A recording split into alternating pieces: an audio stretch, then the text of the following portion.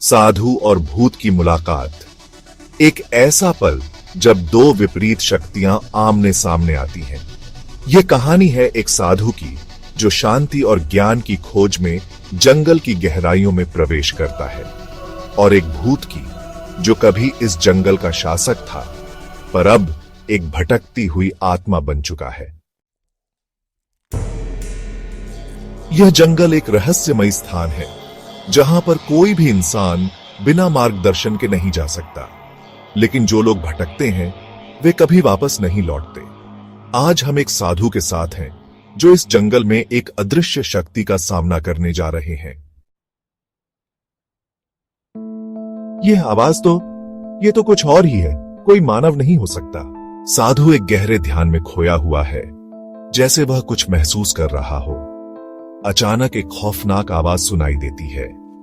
उसके कदम रुकते हैं। दूर से किसी के चीखने की आवाजें सुनाई देती हैं।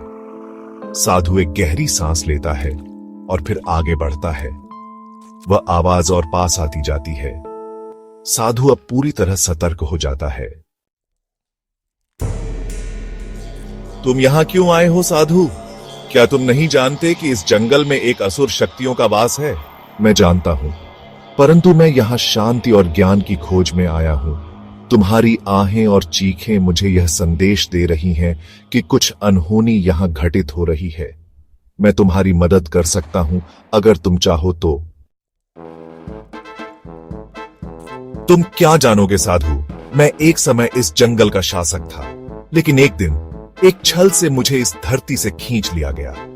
अब मैं इस जंगल के अंदर कैद हूं और मेरी आत्मा को कोई शांति नहीं मिल रही। यह जंगल शांति चाहता है और तुम भी। तुम्हारी आत्मा को मुक्ति की आवश्यकता है। मैं तुम्हारी मदद करूंगा, लेकिन इसके लिए तुम्हें अपनी पुरानी क्रूरता और गुस्से को छोड़ना होगा। ओम नमो भगवते वासुदेवाय। अब तुम्हारी आत्मा को शांति मिल चुकी है।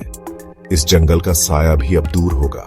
जब तक हम अपनी आत्मा को शांति नहीं देते, तब तक हमारा संघर्ष जारी रहता है। जंगलों की तरह हमारी आत्माएं भी तब तक चुप नहीं हो सकती जब तक हम उन्हें मुक्ति न दें।